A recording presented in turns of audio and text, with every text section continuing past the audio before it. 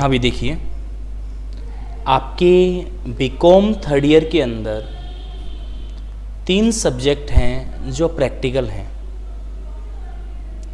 एक सब्जेक्ट जिसका नाम है बिजनेस बस्टिंग, हमें बिजनेस के क्या बनाने हैं, बजट बनाने हैं।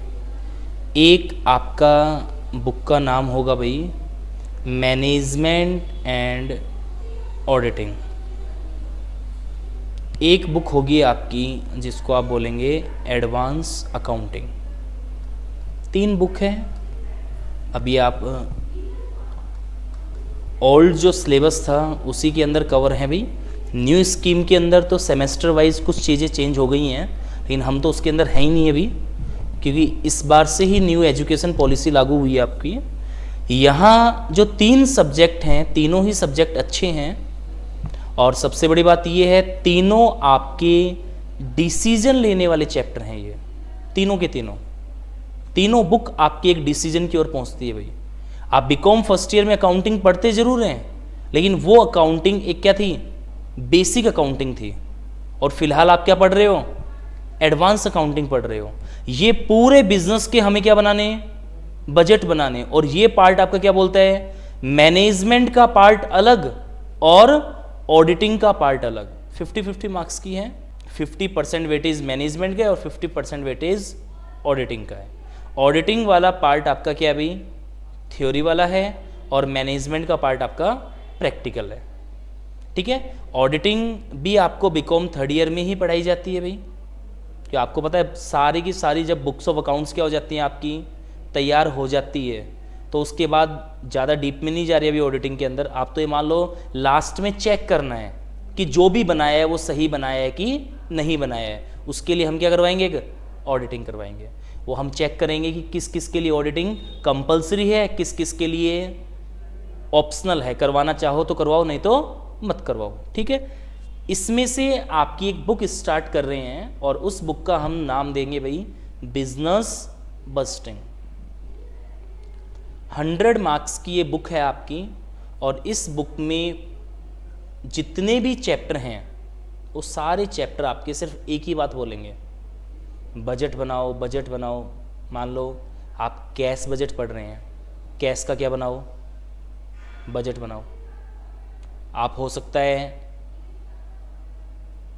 कॉस्ट बजट बना रहे हो, अब कॉस्ट भी हो सकता है अलग अलग हो, फिक्स कॉस्ट अलग, वेरिएबल कॉस्ट अलग, सेमी वेरिएबल कॉस्ट अलग। एक बजट हो सकता है आपका ओवरऑल मास्टर बजट बना रहे हो। सेल्स कर रहे हो तो क्या बन रहा है, सेल्स का बजट बन रहा है। आप माल प्रोड्यूस कर रहे हो तो हो सकता है क्या बन रहा हो, प्रोडक्शन बजट बन रहा हो। मतलब सबके अपने अपने क्या बनते हैं भाई, बजट बनते हैं। आप और तो ज़्यादा दिमाग लगाने वाली बात ही नहीं है भाई। आपका एक दिन का बर्थडे का प्रोग्राम है भाई, उस दिन भी सुबह पहले आपका एक बजट तैयार होता है। घर वालों ने आपको 2000 रुपये दिए हैं, और आपका बर्थडे का बजट कितना है भाई, 2000। अब इसको मैनेज करने वाले 2 टाइप के पर्सन हो सकते हैं। एक तो सुबह सुबह उनको दोस्त मिल गए और उन्होंने फरमाइश रख दी भाई कि हमको यहाँ यहाँ ऐसे ऐसे ले चलो। हो सकता है 2000 आपने पूरे ही खर्च कर दिए, कि आपको तो कितने दिख रहे थे, 2000। जैसे जैसे शाम होनी स्टार्ट हुई, कुछ एक फैमिली मेम्बर भी हैं और कुछ एक और फ्रेंड्स भी थे। अब आप एक ही बात बोलते हो, मेरा बजट फेल हो गया। मेरा बजट क्या हो गया भाई, फेल हो गया। बजट था 2000 का, और शाम तक पहुंचते पहुंचते कितने हो गए, 5000। हर एक शादी के अंदर ये ही सुनने को मिलेगा, कोई भी शादी हो रही हो, कि साहब मेरा बजट क्या हो गया, फेल हो गया, या मेरे बजट से क्या जा रहा है, ये बाहर जा रहा है। मैंने बजट डिसाइड किया था कि शादी के अंदर 20 लाख के अंदर अंदर क्या करना है, मुझे प्रोग्राम करना है। आप 20 लाख का बजट बना तो रहे हो भाई, लेकिन इस बजट को अलग अलग पार्ट में बांटो तो सही, एक लिमिट तो बनाओ कि साहब मेरा जो गार्डन है वो 2 लाख से ऊपर नहीं होना चाहिए, मेरा जो डीजे वाला पार्ट है वो 30,000 से ऊपर का नहीं होना चाहिए। कैटरिंग है 5 लाख से ऊपर नहीं होनी चाहिए, गोल्ड है 5 लाख से ऊपर नहीं होना चाहिए। हर एक चीज़ का पहले से बजट बनाने के बाद भी 10% आप कंटिजेंसी और रखोगे कि पता नहीं क्या अचानक से घटना हो जाए। आपने सोच तो लिया कि डीजे वाला 30,000 में फ्री हो जाएगा, अचानक से हो सकता है 2-4 हज़ार रुपये और भी लग जाए, तो उसके लिए 10% हम क्या रखते हैं, कंटिजेंसी। कि साहब 18 लाख का तो सारा मामला रेडी हो गया, प्लस 2 लाख किसके रख लिए हमने, कंटिजेंसी। लग भी सकते हैं, नहीं भी लग सकते, तो आपकी 20 लाख के अंदर क्या हो गया, प्रोग्राम हो गया। नहीं तो लास्ट में एक ही जवाब मिलता है सबसे सुनने में कि मेरा बजट क्या हो चुका है भाई, फेल हो चुका है। और लास्ट तक आते आते स्थिति ऐसी हो जाती है, स्टार्टिंग में बहुत अच्छे से पैसा लगाया, लास्ट में सब क्या नहीं है हमारे पास, तो पैसा ही नहीं है, हमारा क्या नहीं है, बजट नहीं है। लेकिन एक बिजनेसमैन अगर ऐसी बातें करे, सबसे पहले मान लो यहाँ एक चैप्टर पढ़े हम जिसका नाम क्या, कैश बजट। क्योंकि ये जो बजट है ये चाहे कितना ही छोटा बिजनेसमैन हो और चाहे कितनी ही बड़ी क्या हो कंपनी हो, कैश की रिक्वायरमेंट तो सबको होती है, किसी को कम किसी को ज़्यादा में यही तो अभी आगे जीरो ही तो लगते रहते होंगे, लेकिन एक परफॉर्मा तो सबका सेम ही होता है ना। एक पर्टिकुलर टाइम के अंदर कैश का कितना इनफ्लो हुआ और कैश का कितना आउटफ्लो हुआ, उसके लिए हम क्या बनाएंगे, एक cash budget. Cash budget decide करता है कि हमें कितना माल परचेज करना है। कई बार ऐसा होता है कुछ कंपनियां डिस्काउंट ऑफर निकालती हैं, सब कैश की भारी कमी है, कैश है ही नहीं, एक काम करो क्या निकालो, डिस्काउंट ऑफर निकालो, तुरंत क्या आएगा, कैश आएगा, लिखो। अब कई बार ऐसा होता है कि आपने माल बेचा, अब माल किस में बेचा, उधार में। उधार में माल तो कम हो गया आपका, लेकिन शाम को जब आप देख रहे हो यार स्टॉक को कम हो गया, लेकिन काउंटर जैसे ही खोला तो आपको क्या निकलना चाहिए था, पैसा नहीं है आपके पास। इन सब चीज़ों को, बैलेंस को मेंटेन करने के लिए हम क्या बनाएंगे, एक कैश बजट बनाएंगे कि एक पर्टिकुलर टाइम पीरियड के अंदर कितना कैश आया और कितना कैश गया। एक छोटा सा परफॉर्मा है इसका। वैसे तो cash budget same to same आपकी कैश बुक ही है, कैश बुक में भी तो ये करते हो, कितना कैश आया कितना कैश गया, बस इसमें और उसमें एक फ़र्क है, ये एक प्रॉपर स्टेटमेंट वाइज होगा जिसको आप तुरंत चेक कर सकते हो। आपको सिर्फ जनवरी का चेक करना है, आप क्या चेक करो, जनवरी का, ये पर्टिकुलर हर एक चीज़ आ जाएगी। फरवरी का बनाओ, मार्च में मार्च, अप्रैल, मई, जून, जब का भी बनाना आपको। हाँ, बजट मंथली भी बनता है, वो कंपनी टू कंपनी डिपेंड करता है, कई क्वार्टरली भी बनाते हैं इसको, वीकली बनाते हैं, और कई इतने बड़े बड़े बिजनेसमैन होते हैं डेली भी बनाना पड़ता है उनको।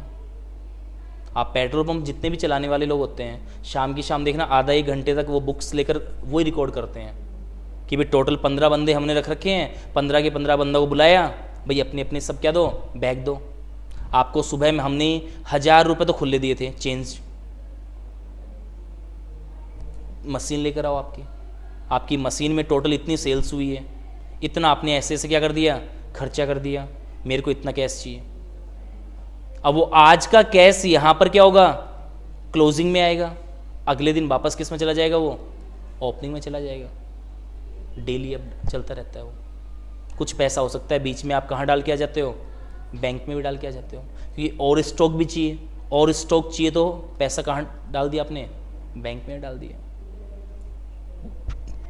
कई बार ऐसा भी होता है आप कैश और बैंक को इक्विवेलेंट कर देते हो,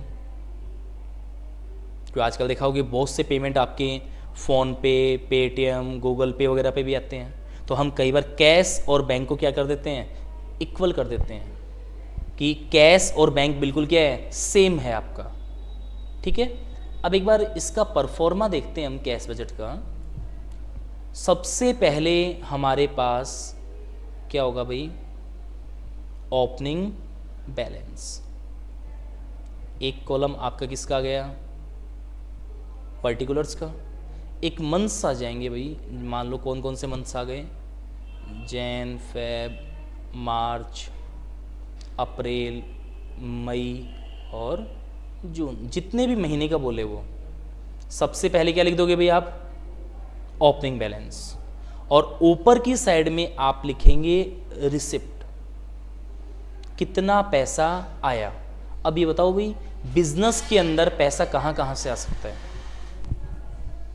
बिजनेस के अंदर पैसा कहाँ कहाँ से आ सकता है। सबसे पहले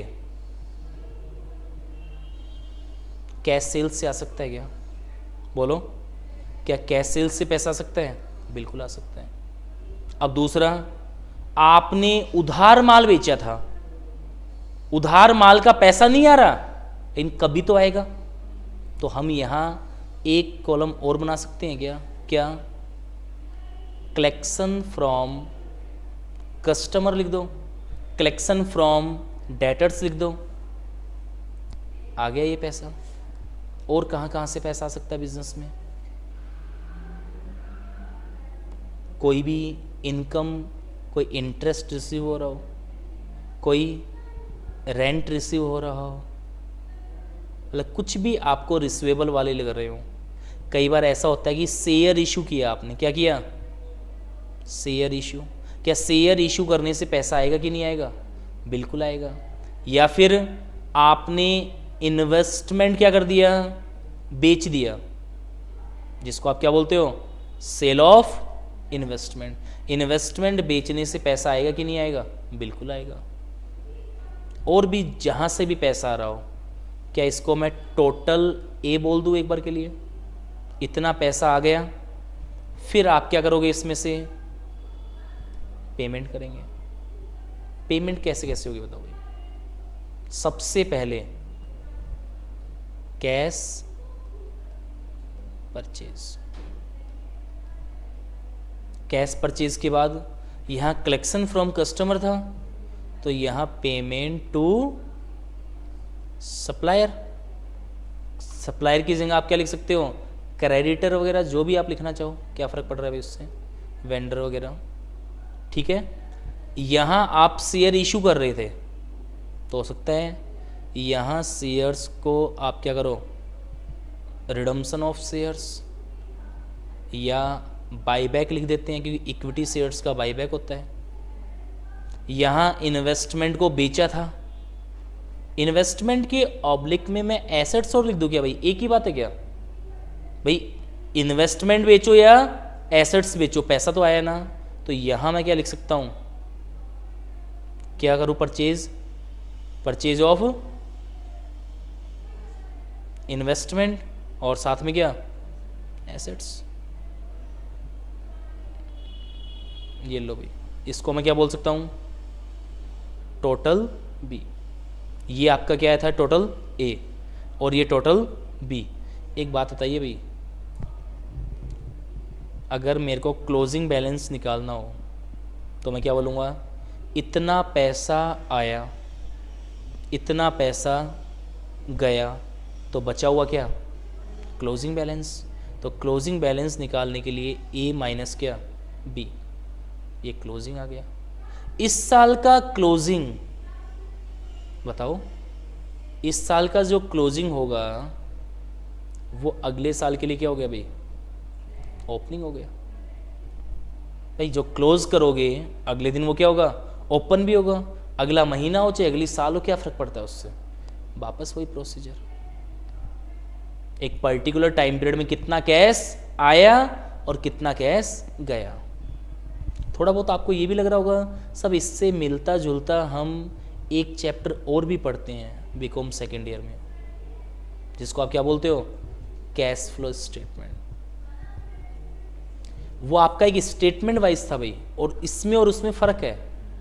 यहाँ एक बजट है, और बजट कभी भी 100% एक्यूरेसी नहीं देता है, जिसका नाम ही क्या है, बजट। बजट का मतलब तो एक तरीके का क्या है, एस्टिमेशन है, एक एस्टिमेट निकालना। आप सेल्स बजट बना तो लेते हो, लेकिन वो सिर्फ एक क्या है, एस्टिमेशन है। आप प्रोडक्शन बजट बना तो लोगे, लेकिन सिर्फ क्या एक एस्टिमेशन, मतलब सिर्फ एक अंदाजा लगाया जा रहा है।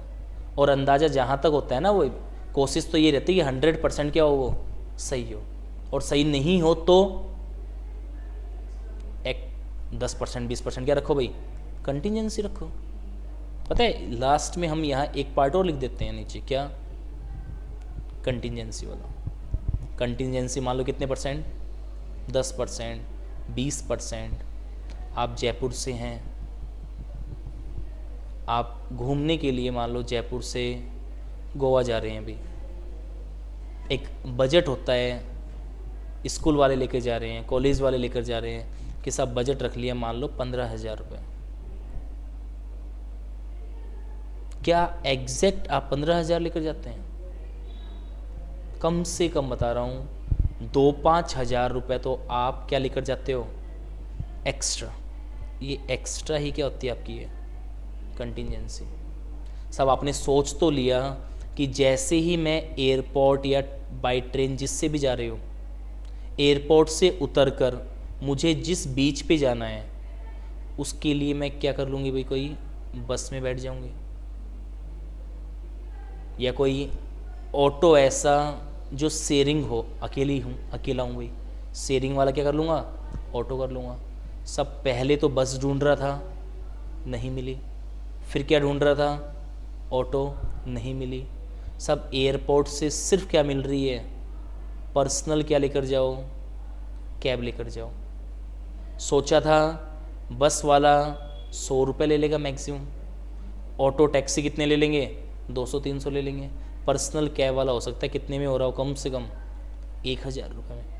पूरा बजट फेल हो गया, फिर तो आपका आगे क्या करोगे। लेकिन हम उसके लिए पहले से क्या बनाते हैं, कंटिजेंसी। एग्जैक्ट नहीं चलते हैं भाई हम, थोड़ा बहुत तो ऊपर नेगोशिएशन करके चलते हैं कि साहब 15,000 का तो खर्चा ही है। घर वाले भी आपको ऐसा बोलेंगे कि 2-5 हज़ार रुपये भी क्या रखना, एक्स्ट्रा रखना, पता नहीं कहाँ इमरजेंसी में काम आ जाए। उस इमरजेंसी को हम यहाँ पर क्या बोलते हैं, कंटिजेंसी। लग भी सकते हैं, नहीं भी लग सकते हैं। बजट बनाने का एक फ़ायदा और है,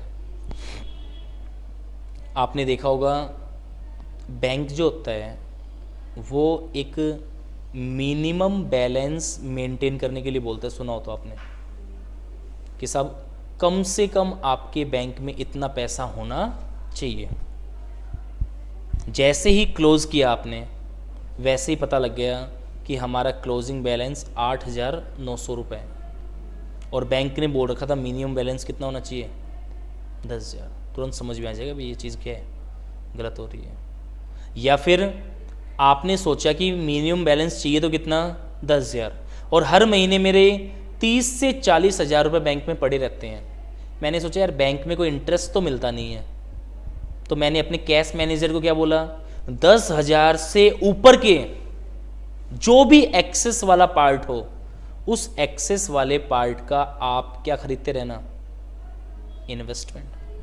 पैसे क्या करते रहो, इन्वेस्ट करते रहो। फ़ायदा तो बहुत मिलता है भाई, ऐसा नहीं कि बजट बनाने का कहीं क्या नहीं मिल रहा अपने को, फ़ायदा नहीं मिल रहा है। स्टेटमेंट बनाने की अलग चीज़ थी, उसके अंदर तो टोटल इन्फॉर्मेशन ऑलरेडी क्या थी, गिवन थी। बस वहाँ ये हुआ करता था, ऑपरेटिंग वाले ऑपरेटिंग में, इन्वेस्टिंग वाले इन्वेस्टिंग में, और फाइनेंस वाले फाइनेंस में। पढ़ा हो तो आपने कैश फ्लो। लेकिन ये थोड़ा सा बनाना क्या भाई अलग है, कोई टेक्निकल नहीं है। सबसे बड़ी बात, 3 बुक बताइए आपकी, तीनों बुक आपकी स्कोरिंग है। आपके चाहे फर्स्ट ईयर सेकेंड ईयर में जो भी परसेंटेज कम बनी है, जो भी बनी है, आप चाहो तो थर्ड ईयर को पूरा का पूरा रिकवर कर सकते हो भाई, क्योंकि सब्जेक्ट बिल्कुल इजी है आपकी। बिजनेस बस्टिंग गिनती के 8-9 चैप्टर, और ऐसे चैप्टर जिनको पढ़ोगे तो लगेगा कि हाँ भाई बिल्कुल बेसिक बेसिक क्या है चीज़ें हैं, और कवर कर सकते हैं। मार्किंग वही सेम फॉर्मेट, 20-20 मार्क्स के क्या क्वेश्चंस दिए हुए हैं। गिनती के 8-9 चैप्टर, और क्वेश्चंस कितने आएंगे, 10 आएंगे। मतलब जो भी पढ़ेंगे उनमें से लगभग क्या आएगा, क्वेश्चन बनेगा ही बनेगा। तो इस तरीके से हमें क्या बनाना है भाई, कैश बजट बनाना है। ठीक है, ये बनता किस तरीके से होगा, सब इतना इजी होगा, कुछ बातें टेक्निकल आएंगी, वो सुनना कैसे आएंगी। आपका महीना है जनवरी, ठीक है, जनवरी में मैंने बोला सेल्स की है 50,000 की। सेल्स कितनी हुई, 50,000। सेल्स बुक बोल रही है कितने की सेल्स, 50,000। मैं सीधा पहुंचा कहां पर, कैश बुक में। क्या उम्मीद लगाकर कि सब कितने होने चाहिए, 50,000। इन कैश बुक में इतना बैलेंस है ही नहीं। फिर मैंने पूछा भाई क्या हुआ, तो उन्होंने बोला इसमें से कैश सेल्स सिर्फ 10% ही है। तो मैंने बोला 90% सेल्स क्या हुई है, उधार हुई है। ठीक है, लेकिन उसमें से अब क्या कंडीशन आई सुनना, 90% में से 50% सेल्स का जो पैसा है ना, जो रिकवरी कलेक्शन, वो कहाँ हो रहा है, फरवरी में। 20% पैसा हो सकता है कब मिल रहा हो, मार्च में, और 20% पैसा हो सकता है कब मिल रहा हो, अप्रैल में। एक ट्रांजैक्शन कितने का था, सिर्फ 50,000 का एक ट्रांजैक्शन। एंट्री कहाँ होगी इसकी, जनवरी में भी होगी। एंट्री कहाँ होगी, फेब में भी, मार्च में भी, अप्रैल में भी और मई में भी। जनवरी में तो मैं क्या लिख दूंगा, कैश सेल्स लिख दूंगा। बताओ कितने लिखूं, 5,000, क्योंकि 50,000 का 10% ही तो कैश है। कैश बजट हम बात सिर्फ किसकी करेंगे, कैश की करेंगे। अदर देन कैश हमें कोई मतलब नहीं है भाई। अगला बताओ, अब क्या एक लाइन में नीचे लिख दूं, क्या कलेक्शन फ्रॉम डेटर्स। बताओ भी कलेक्शन बताओ, जनवरी में हुआ, जनवरी में तो कोई कलेक्शन नहीं होगा। कब होगा, फेब में। कितनी सेल्स का, 50%। सेल्स कितनी, 50 का 50, 25,000। 50,000 की सेल्स का 20% कब मिलेगा, मार्च में। कितना मिलेगा, 10,000। और 50,000 की सेल्स का 20% कब मिलेगा, अप्रैल में। कितना हो गया अभी, 10,000। मतलब एक सेल्स और रिकॉर्ड कितने महीने मेंटेन करने पड़ रहे हैं, 4-4 महीने में। और आपको एक चीज़ और बता देते हैं भाई, ये जो आपका क्रेडिट पॉलिसी वाला है ना, इस क्रेडिट पॉलिसी के चक्कर में ही आप कॉमर्स ले रहे हो भाई। अगर हर एक ट्रांजैक्शन किस में हो, कैश में, मैं कह रहा हूँ आप अकाउंटेंट की ज़रूरत ही क्या है। आपको जॉब पे कौन रखेगा, बुक्स ऑफ अकाउंट्स बनवाएगा ही कौन आपसे।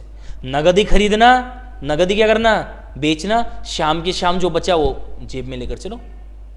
क्या ज़रूरत है आपकी, आपकी ज़रूरत है माल सिर्फ एक बार बेचा था, कब, जनवरी में। जनवरी में पैसा आया, उसका पैसा फरवरी में, उसका पैसा मार्च में भी और उसका अप्रैल में भी। हर साल क्या आ रहा है, पैसा आ रहा है भाई। देख लो अब आपके सामने, जनवरी, फरवरी, मार्च और अप्रैल।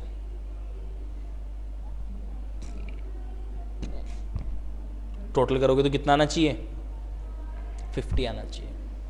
एक कंडीशन और भी हो सकती है, सब लास्ट में 20 की जगह कितने % आ रहे हैं, लास्ट में 20 की जगह कितने आ रहे हैं भाई, 18% ही आ रहे हैं। और इस 18 के आगे पता क्या लिख दिया,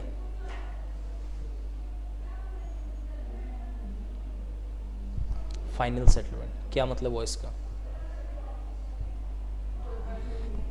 2% पैसा नहीं मिला, और 2% पैसा नहीं मिला इसका मतलब पैसा डूब गया, जिसको आप क्या बोलते हो अकाउंट्स में, बैड डेट्स। क्या बोलते हो, बैड डेट्स। यहाँ कितने लिखूँ ये बताओ,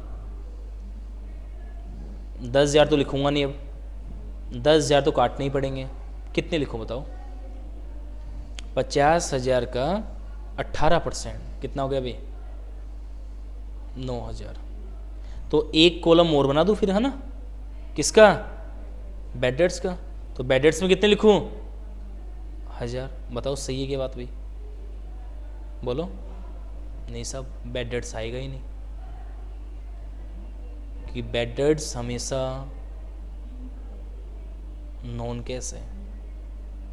आप पैसा दे थोड़ी ना रहे हो किसी को, किसी से पैसा ले थोड़ी ना रहे हो, खुद का पैसा डूबा है। और नॉन कैश आइटम कभी भी कैश बजट में नहीं आएगा। अगर आप इसको 1000 को लिख ही दोगे तो फिर तो वापस वो 50,000 दिखाओगे आप। अब बुक्स पता है कितने दिखाएगी आपकी? 49। आने कितने थे? 50,000। सब 1000 का क्या हुआ? 1000 रुपये डूब गए भाई। P&L में चेक कर लो, कैश बुक में नहीं मिलेंगे। और कैश बुक में अगर वो पैसे मिल गए, अगर वो पैसे किस में मिल गए? कैश बुक में, तो हम तो ये मानेंगे मिले हैं भाई। भाई जो पैसा आ रहा है उसका घर क्या था? Cash book. और आपने लिख भी कहां दिया उसको? Cash book. मतलब पैसा आया है, हम तो नहीं देखेंगे उसको। आपने एक पीके मूवी का एक सीन देखा हो कि वो अनुष्का और आमिर खान जब मंदिर में जाते हैं वो, तो उसकी कुछ चीज़ें ऐसी रहती हैं जो कहाँ डाल देता है भाई वो? आमिर खान का शायद वो एक सीन आता है ना, कुछ चीज़ें उसकी, मान लो वो छोटी कील लगाकर लकड़ी से पैसे निकालता रहता है, तो उसको वो देख लेते दान पात्र से, उसको पंडित वगैरह देख लेते हैं, तो वो आते हैं, वो बोलते हैं सर मेरा क्या गिर गया था? पर्स। और एक्चुअल में वो पर्स डाल भी देती है। और जैसे ही पर्स निकलता है तो बोलती लाओ मेरा पर्स दे दो, मतलब कुछ ऐसी बातें। एक बार दान पेटी में चढ़ा हुआ वापस नहीं होगा भाई। जब एक बार आपका कहाँ आ गया, वो कैश बुक में ही आ गया, उसके बाद थोड़ी ना बोलोगे आप बैड डेट्स। जिसको पैसा देना ही नहीं है तो वो देगा ही नहीं ना। ऐसा थोड़ी ना कि पहले तो पैसा उसने दे दिया और उसके बाद आप क्या बोलो? Bad debts. 1% ही चांस नहीं है। आया हुआ पैसा कौन देगा भाई? हाँ, P&L से चार्ज हो जाएगा बैड डेट्स आपका। ठीक है भाई। ऐसे ही एक मान लो टॉपिक आपका मशीन का है, मान लो। अब मशीन के केस में ये कि मशीन आपने क्या की? परचेज की। मान लो परचेज कब की भाई? जनवरी में, 2 लाख की। अब मशीन में आपने देखा होगा कि एक तो आपका क्या जाता है? DP, down payment. मान लो डाउन पेमेंट कितना दे दिया आपने? 40,000। बची हुई क्या जाएंगी आपकी? इंस्टॉलमेंट। डाउन पेमेंट तो कब चला जाएगा? जनवरी में ही। फरवरी, मार्च, अप्रैल, मई, जून, जुलाई चलता रहेगा भी आपका ये। और हर महीने किस्त मान लो कितने कितने की है? कितने कितने की है भाई? 10-10 हज़ार की, 10-10 हज़ार की चलती रहेगी। अब जैसे ही बनाओगे आप, जनवरी में सिर्फ कितना? 40। फरवरी में कितने लिखते जाना? करती जाना। कहाँ लिखूंगा मैं इसको? पेमेंट साइड में। कहाँ लिखूंगा भाई? पेमेंट साइड में। अब आपको वो बोल देगा कि डेप्रीशिएशन भी लगता है भाई हर साल कितना? 10%। और मेथड मान लो कौन सा दे दिया उसने? SLM दे दिया। SLM मतलब स्ट्रेट लाइन मेथड। जो पहले साल लगा है वो ही हर साल लगेगा। कितना है भाई ये? 2 लाख। और 2 लाख का 10% कितना? 20,000। तो हर साल आपका 20,000 क्या लगेगा? डेप्रीशिएशन। बताओ भाई अभी जो फॉर्मेट था आपके हिसाब से कहाँ आना चाहिए डेप्रीशिएशन? रिसिप्ट या पेमेंट? पेमेंट में आना चाहिए कि नहीं आना चाहिए, वो भी दिमाग लगाओ। पहली बात तो आना चाहिए कि नहीं आना चाहिए? आना चाहिए तो कहाँ आना चाहिए? नहीं आना चाहिए। क्यों भाई? डेप्रीशिएशन नहीं आना चाहिए। रीज़न डेप्रीशिएशन आपका नॉन कैश एक्सपेंसेस है। और नॉन कैश एक्सपेंसेस से मतलब क्या होता है? कैश का कोई आउटफ्लो नहीं हुआ भाई। पैसे दिए थोड़ी ना आपने किसी को भाई। मेरी एसेट्स, मैंने एसेट्स की वैल्यू क्या कर दी? कम कर दी। तो कम करने का मतलब ये थोड़ा ना किसी को पैसा दे दिया। मैं यहाँ बैठे बैठे बोल रहा हूँ भाई मैंने 1 लाख का फ़ोन लिया था, 10,000 की वैल्यू क्या हो गई इसकी? कम हो गई। आज के दिन वैल्यू कितनी है? 90,000, तो मैं 10,000 किसी को देकर थोड़ी ना आया हूँ। मैंने तो अपनी बुक्स में 1 लाख की जगह कितने लिख दिए अब 90,000। 10,000 रुपये आपके P&L से क्या होंगे, राइट ऑफ होंगे। तो कुछ एक आध पॉइंट तो आपको ऐसा देगा भाई, वो आप ना चाहते हुए भी जल्दबाजी में उसको लिख कर आ जाओगे। कि कई बार ये भी होता है, ज़्यादा बेसिक क्वेश्चन दिया हुआ है तो उसमें आप दिमाग ज़्यादा लगाने लग जाते हो कि यार इतना इजी तो आ ही नहीं सकता है। अब इतना इजी तो आ नहीं सकता, लेकिन आ गया वो। अब आप एक्स्ट्रा दिमाग लगा कर कहीं ना कहीं क्या करके आ जाओगे, गलती। वो देखना है, फरवरी में ब्लैंक है, पेमेंट ही नहीं हुआ, मार्च में आएगा कितना, 1 लाख का 60% कितना हो सकता है, बैलेंस का भी 60% बोल दे वो। बैलेंस कितना बचा था, 85 ना, 85 का, लेकिन वो लैंग्वेज पकड़ेंगे भी हम, बोलना क्या चाह रहा है वो। अप्रैल में कितना, 20,000, बचा हुआ रिमेनिंग कितना, 5%, कितना आ गया भाई। आ रही है बातें समझ में। ये हम क्या बनाना सीख लेंगे भाई, कैश बजट। छोटी छोटी बुकें हैं आपकी, आराम से कवर कर सकते हैं। कोर्स और कोर्स के साथ में आपकी कुछ एक क्या होते रहेंगे भाई, रिवीजन और होता रहेगा। क्लासेस जो भी हैं कंप्लीट, इनके रिकॉर्डिंग बैच मिलेंगे। जो भी क्लासेस होती है उनकी डेली क्या होती है, रिकॉर्डिंग होती है। आराम से आप उसको वापस भी देख सकते हैं। बुक्स आपने ले रखी है तो अच्छी बात है भाई। अगर इशू नहीं करवा रखी हो, बुक निकाल ले रखी है आपने, ठीक है। जब तक आप बुक नहीं लेते हैं, जब तक एप्लीकेशन में इनकी PDF मिल जाएगी बुक्स की सभी, जो कपिल कॉमर्स क्लासेस की आपकी एप्लीकेशन है, इसमें स्टडी मटेरियल का एक ऑप्शन आएगा और वहाँ BCom 3rd ईयर में आप चले जाना, उस आपको बुक्स मिल जाएगी बिजनेस बस्टिंग की, कैश बजट जो हमने आज स्टार्ट किया है, वहाँ से ले लेना आप। कोशिश आपकी जो मैनेजमेंट और बजटिंग की बुक है वो कोशिश करना MR अग्रवाल मिल जाए, और जो एडवांस अकाउंटिंग है वो एडवांस अकाउंटिंग आप ले लेना RBD। बाकी जो भी बुक लें आप, बुक सभी अच्छी हैं भी, कुछ खास फ़र्क नहीं होता है। बस किसी में राम का नाम है, किसी में श्याम का नाम है, किसी में मोहन का नाम है, कोई डिजिट ऊपर नीचे है। थोड़ा सा बेस्ट पार्ट हम मैनेजमेंट के अंदर और इसके अंदर किसका मानते हैं, MR अग्रवाल का। और एडवांस अकाउंटिंग में थोड़ा सा पार्ट किसका ज़्यादा अच्छा मानते हैं भाई, RBD का। कि BCom फर्स्ट ईयर में भी आपने कॉर्पोरेट किससे पढ़ी होगी, RBD से ही पढ़ी होगी भाई, तो थोड़ा बहुत वापस वो हो जाएगा आपका। BCom सेकेंड ईयर आपने की होगी, तो BCom सेकेंड ईयर में भी इनकम टैक्स और कॉस्टिंग आपने RBD ली होगी, और फाइनेंशियल मैनेजमेंट जो था आपका, हो सकता है वो आपने MR अग्रवाल लिया हो। तो ये मिल जाती है बुक तो ठीक है, नहीं तो हो सकता है बस्टिंग की बुक आपको किसके देना चाहेंगे, वो RBD चल जाएगी भाई। लेकिन कोशिश मैनेजमेंट तो आप MR अग्रवाल की ही करना। रीज़न ठीक है, प्रैक्टिकल पार्ट अच्छा है आपका RBD का, लेकिन जो ऑडिटिंग वाली थ्योरी आएगी ना, वो ज़्यादा बेस्ट किसकी है भाई, MR अग्रवाल की है। कि वही आपकी फाइनेंशियल मैनेजमेंट वाली स्थिति है, कि मैनेजमेंट की बुक वहाँ भी आपने किसके लिए होगी, MR अग्रवाल के लिए होगी। एक बार कोशिश करना भी, थोड़ा बहुत बेसिक पार्ट करवाया है आपका, कंटिन्यू इसमें चलते रहेंगे अभी।